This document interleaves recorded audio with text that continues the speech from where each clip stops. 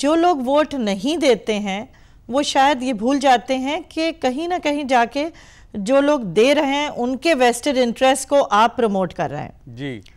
और जहां हम महिलाओं की बात कर रहे हैं, मैंने पहले भी कहा कि महिलाएं हर समाज में सबसे बड़ी सफरर हैं और हर चीज़ का असर उन पे पड़ना है। तो अगर उनको वोट आगे आके वो नहीं देती हैं तो कहीं ना कहीं नुकसान अल्टीमेटली उनका होना है। बिल्कुल। So women are an integral part of society और the percentage should be very high। बिल्कुल, महिलाओं का भी प्रतिशत बढ़ना चाहिए। उत्तर प्रदेश का उदाहरण ये कहता है कि जहां 2007 में 41.9% वोट महिलाओं ने किया था, वहीं 2012 में जब एफर्ट हुए तो वहां 60% से ज्यादा महिलाओं ने वोट किया। अनुराग जी, एक ब्रेक पे जाना है, पर ब्रेक पे जाने से पहले मैं चाहूंगा कि हमारे 5 राज्यों के जहां चुनाव है उनके दर्शकों के लिए आप जरूर बताएं कि कौन सा नंबर है, अगर आप SMS करके जान सकते हैं अपने उम्मीदवारों के बारे में। देखिए, मोस्टली तो हम इसमें आउटबाउंड कॉल्स कर रहे हैं, बल्कि अवेयरनेस कैंपेन क्रिएट कर रहे हैं, लेकिन फिर भी आप इसमें 41654-200 पे आप डायल इन कर सकते हैं। दूसरा, आप यदि इंटरनेट सेवी हैं तो आप उस पर माई नेता इन्फो आप टाइप करके किसी भी कैंडिडेट पे, लोकल या नेशनल लेवल पे, उसके बारे में आप कंक्रीट जानकारी ले सकते हैं कि उनकी क्या परफॉर्मेंस रही है मैनिफेस्टो के अगेंस्ट। दूसरा, एक इंपॉर्टेंट इंफॉर्मेशन कि जो आज देश के सामने मेन मुद्दे हैं उन पे उनका व्यू पॉइंट क्या है। कुलसुम जी, जैसे हम लगातार बात कर रहे थे, महिला वोटर भी बढ़ा, 60% तक पहुंचा। कुल मिलाकर अगर देखें तो 13% का इजाफा हुआ जब इस तरह के एफर्ट किए गए। लेकिन फिर भी आज हम खुश हो सकते हैं कि 60% है उत्तर प्रदेश में वोट, लेकिन फिर भी 40% लोग ऐसे थे जो कि घर से नहीं निकले वोट देने के लिए। अब सवाल यह है कि इन 40% वोट को भी कैसे निकाला जाए, और क्या आपको लगता है उत्तर प्रदेश के लिए या फिर जिन राज्यों में चुनाव हैं वहां क्या करना चाहिए कि ज्यादा से ज्यादा लोग निकले वोट देने के लिए? अब एक मूवमेंट शुरू हो गया है और लोगों को एक they are taking pride in voting, और ये आपके उंगली पे अगर ये काला निशान नहीं है तो लोग आपको बड़ी हिकारत की नज़र से देखते हैं कि आपने वोट नहीं दिया। तो एक सामाजिक बहिष्कार जिसे कहते हैं, वो एक ऐसी फीलिंग है जिससे कोई भी नहीं गुजरना चाहेगा, और हर आदमी को लगता है कि अगर हम वोट करके आए हैं और हमारे हाथ पे ये निशान है कि हमने वोट किया तो शायद हमने डेमोक्रेसी में पार्टिसिपेट किया है। और जो लोग उनके साथ रोते हैं, ऑफिस में भी देख के लोग उसको अप्रिशिएट करते हैं जी। तो जहाँ ये फीलिंग शुरू हो जाए वहाँ ये मूवमेंट अब रुकने वाला नहीं है। और मुझे लगता है कि ज़्यादा से ज़्यादा यूथ, खासकर आज का जो यूथ है, युवा है, वो बहुत समझदार है और इंटरनेट सेवी है, उसको वर्ल्ड के बारे में मालूम है, उसे लगता है कि हमें अपना, और जैसे कि बार बार हम इलेक्टोरल ऑफिस से सुनते हैं कि जब एक युवा अपने वॉलेट में, अपने पर्स में एक वोटर्स आईडी का कार्ड रखता है तो कहीं ना कहीं वो अपने आप को एम्पावर्ड पाता है। बिल्कुल। मैं बहुत से ऐसे ऑफिसेस को जानती हूँ जहाँ पर जो ऑफिस के हेड थे उन्होंने कहा कि जो आदमी आएगा वोट करके उसके हाथ पे निशान होगा उसको हम अप्रिशिएट करेंगे, उसको हाफ डे की एक दिन छुट्टी मिलेगी। और ऐसे ही बहुत जगह हुआ है। बहुत से मतदाता देश में इसलिए भी वोट करने नहीं जा पाते क्योंकि उनको लगता है कि उनके पास वोटर आईडी कार्ड नहीं है, या फिर उनके वोटर आईडी कार्ड में उनका नाम गलत है, या फिर उनको वोटर आईडी कार्ड दरअसल डिलीवर ही नहीं हुआ। और अगर आपके पास वोटर आईडी कार्ड नहीं है तो वैसे भी आप मतदान कुछ और डॉक्यूमेंट्स है उनकी मदद से कर सकते हैं, लेकिन वोटर आईडी कार्ड बनवाने के लिए भी कुछ लोग कैसे आरटीआई की मदद ले रहे हैं और कैसे आरटीआई की मदद से अपना वोटर आईडी कार्ड बना रहे हैं, इस पर हम देखते हैं हमारे संवाददाता संतोष चौधरी की रिपोर्ट।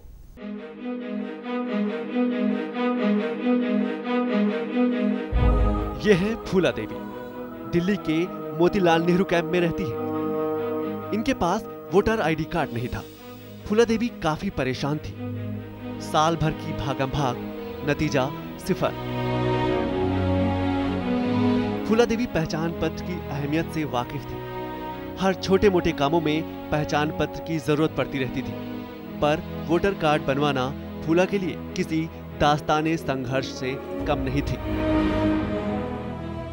लोकतंत्र का सबसे बड़ा अधिकार होता है मताधिकार।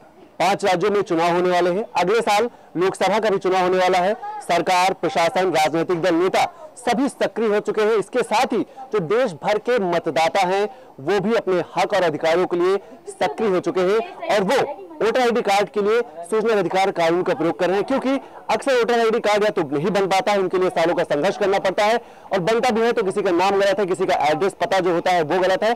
तो उसको लेकर वो सूचना अधिकार कानून का प्रयोग कर रहे हैं, क्योंकि वो जागरूक है, अपने मताधिकार का मताधिकार का जो ताकत है वो जानते हैं। आज हम खड़े हैं मोतीलाल नेहरू कैंप में। यहाँ ऐसे कई लोग हैं जिन्होंने सालों के संघर्ष के बाद सूचना अधिकार कानून का प्रयोग किया और आज उनके पास वोटर आईडी कार्ड है, यानी कि जो चुनाव पहचान पत्र है वो है। सूचना अधिकार कानून का एक आवेदन, 30 दिन का इंतजार, फिर अपील और वोटर कार्ड तैयार। चुनाव पहचान पत्र बनवाने में आरटीआई बड़ी सशक्त भूमिका अदा कर रहा है। सुबह समय शाम हो जाती थी, बल्कि मैं आज कभी 25 तारीख को कहे, कभी 26 तारीख को, कभी 27 तारीख को, यही डेट दे दे के हम बोल के थक जाते थे।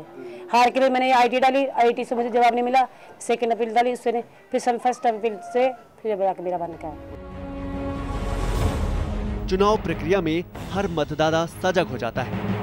दिल्ली के इसी मोतीलाल नेहरू कैंप की रहने वाली कमला का वोटर कार्ड तो बना, पर उसमें पता गलत था। आरटीआई के एक ही आवेदन से कमला का वोटर कार्ड सही हो गया।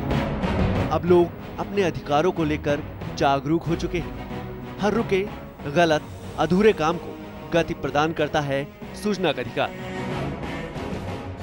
आरटीआई लगवाया हमने कमेटी हॉल में जाते नहीं मीटिंग में, तो मतलब वहाँ भी गए तो इसी से वो चिढ़ गए। तो दोबारा मतलब इसमें मई में फार्म जमा करवाया, भरवा के दोबारा अशोक भैया ने बोला जमा कर दो दोबारा बन जाएगा। तो मैंने बोला जमा किया, फिर मतलब 1 महीने के बाद वहाँ से फोन करके बुलाया कि आके अपना पहचान पत्र ले जाओ। आज सूचना अधिकार कानून चुनाव अभियान में पारदर्शिता को बढ़ाने में बेहतर हथियार के रूप में साबित हो रहा है।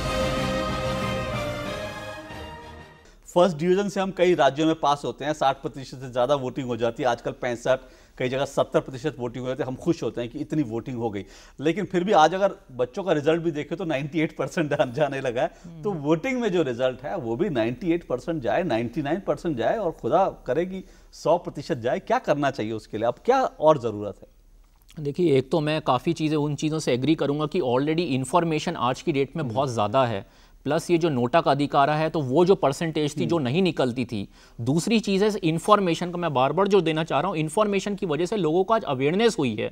इतना सारा प्रिंट मीडिया है, इलेक्ट्रॉनिक मीडिया है, नुक्कड़ नाटक हैं, there are so many ways, organisations हैं, एक अवेयरनेस क्रिएट की गई है जिससे लोगों को लगता है कि हाँ मैं डायरेक्टली एक एम्पावर्ड हूँ और मैं भी उस सत्ता में अपनी कॉन्ट्रीब्यूशन कर सकता हूँ। क्योंकि मैं मेट्रो की बात करना तो ठीक है, लेकिन हम लोग जब ग्रास रूट लेवल पे जाते हैं वहां पे बहुत ज्यादा ये फैक्टर सुनने को मिलते हैं कि इंटिमिडेशन हुई या वहां पे किसी तरीके का फियर रहता है। इस फियर को दूर करने के लिए पहली बात क्रिमिनल एलिमेंट्स ना आए। जब क्रिमिनल एलिमेंट्स नहीं आएंगे तो ये जो एक परसेंटेज है इसको भी निकलने में झिझक महसूस नहीं होगी, क्योंकि हम सिर्फ दिल्ली तक या मेट्रो तक सीमित ना रहे, हमें पूरे भारतवर्ष को देखना है। और चलते आपसे बहुत संक्षेप में आखिरी बात, नोटा की हम बार बार बात कर रहे हैं, आपको लगता है नोटा से फर्क पड़ेगा और दरअसल ये बहुत से लोगों को एक्सप्रेस करने के लिए एक साधन देगा? जी डेफिनेटली, मैं इसमें फील करता हूं कि डेफिनेटली इससे फर्क पड़ेगा, क्योंकि आज आपके पास एक एक्सप्रेशन का मीडियम है, बल्कि इस एक्सप्रेशन ऑफ मीडियम से इवन पॉलिटिकल पार्टीज को भी एक मैसेज जाएगा कि एक पर्टिकुलर कॉन्स्टिट्यूएंसी में कोई भी उस पर्टिकुलर कैंडिडेट को लाइक नहीं कर रहा है सर्टेन परसेंटेज, तो उनको भी ये सोचने के लिए ध्यान में रखना है कि हम कैसा कैंडिडेट फील करें,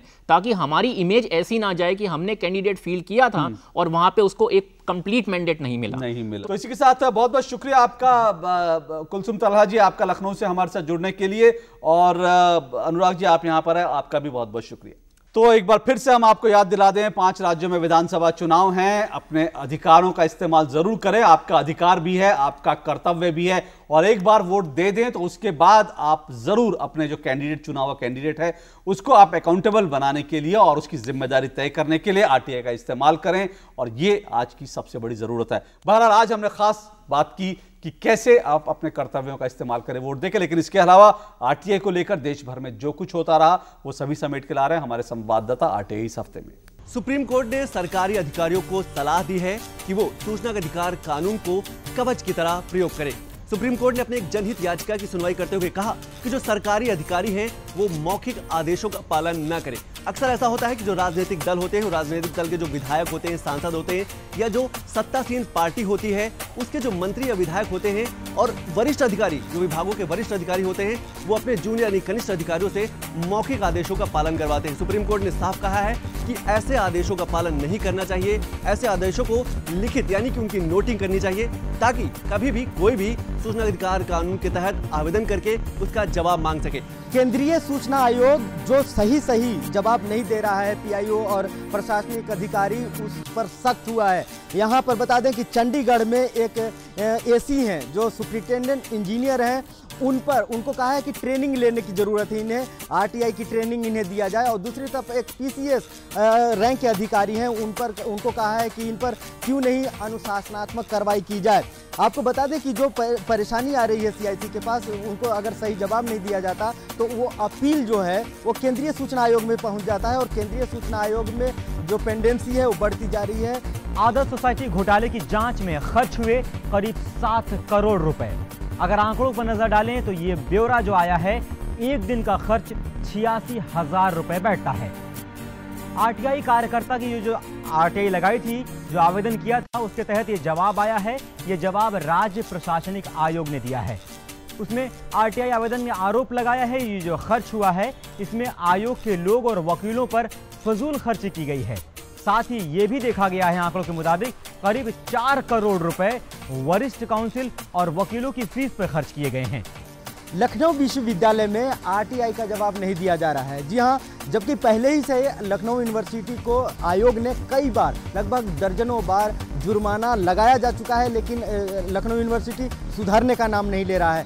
दरअसल सामाजिक कार्य विभाग है, वहां पर आरटीआई लगाई गई थी, वो जवाब नहीं दिया। हालांकि वहां के जो लखनऊ विश्वविद्यालय के जो प्रवक्ता हैं उन्होंने कहा है कि कार्रवाई करेंगे, लेकिन कार्रवाई नहीं हो रही है। ये अकेले लखनऊ यूनिवर्सिटी की बात नहीं है, दिल्ली विश्वविद्यालय और देश के तमाम विश्वविद्यालयों में इस तरह की समस्या है। जो बातचीत हो रही है, जो फोन आते हैं हमारे पास, लगभग सारे विश्वविद्यालय के यही हालात हैं कि वहां पर आरटीआई का प्रॉपर तरीके से जवाब नहीं दिया जा रहा है। खबर गोवा से है। पणजी में सूचना न मिलने पर आरटीआई कार्यकर्ता बैठे भूख हड़ताल पर। गोवा के जो विधि विभाग है उन्होंने सूचना के अधिकार कानून के तहत कुछ सूचनाएं नहीं दी, जिसके बाद इन्होंने विरोध प्रदर्शन जताया है। जबकि इसमें आरोप लगाया है पुलिस ने, जो सुदीप हैं, जो आरटीआई कार्यकर्ता हैं, उन्होंने जबरन विभाग से कुछ दस्तावेज इकट्ठा कर लिए हैं। आरटीआई कार्यकर्ता का आरोप है कि जो वहां के मुख्यमंत्री मनोहर पारिकर हैं, वो जो वहां के अधिकारी हैं उन पर कैसे सूचनाएं ना दी जाए उस पर दबाव बनाते हैं। पिछले काफ़ी दिनों से इस बात का देखा जा रहा है, सूचनाएं आ रही हैं कि वहां का जो विभाग है आरटीआई के तहत मुकम्मल जानकारियां आरटीआई एक्टिविस्टों को नहीं देते। पिछले दिनों अखबारों की सुर्खियों में खबर आई कि दिल्ली के एक पॉश इलाके में रहने वाली एक शिक्षित महिला अपनी नौकरानी को 4 दिन के लिए घर के अंदर बंद करके विदेश चली गई। सूचना अधिकार कानून से यह खुलासा हुआ। उसके बाद सूचना अधिकार कानून ने एक और खुलासा किया है कि देश की राजधानी जो दिल्ली है, यहाँ के जो थाने यानी कि जो पुलिस थाने हैं, वहाँ पर बच्चों के जो मामले हैं, बच्चों की जो शिकायतें हैं, वो सबसे ज़्यादा लंबित हैं। बच्चों की शिकायतें पहली बात तो दर्ज नहीं होती, जब दर्ज होती हैं तो उन पर कोई कार्यवाही नहीं होती। वैसे जो बच्चों का मामला है, बच्चों के शोषण से जो मामला है, उसमें एनसीपीसीआर यानी कि जो बाल संरक्षण अधिकार आयोग है, उसकी भूमिका भी सवालों के घेरे में है। तो ये था आरटीआई इस हफ्ते, और इसी के साथ आज कार्यक्रम में इतना ही। और चलते चलते हम आपको एक बार फिर याद दिला दें, आपको हमारा कार्यक्रम कैसा लगता है। आप कोई भी प्रतिक्रिया चाहें तो आप हमें भेज सकते हैं। आपके प्रतिक्रिया भेजने के लिए, आपके खत भेजने के लिए हमारा पता है जानने का हक, कमरा नंबर 226, दूरदर्शन भवन, टावर बी, मंडी हाउस, कॉपर निकस मार्ग, नई दिल्ली 110001। आप चाहें तो हमारे ट्विटर हैंडल पर जाकर भी अपनी प्रतिक्रिया दे सकते हैं। हमारे ट्विटर हैंडल आपकी टेलीविजन स्क्रीन पर है। और इसके अलावा आप हमें ईमेल भेजना चाहें तो हमारा ईमेल आईडी है jkh@gmail.com या फिर जानने का हक @gmail.com। इसी के साथ आज बस इतना ही। इजाजत दीजिए। नमस्कार।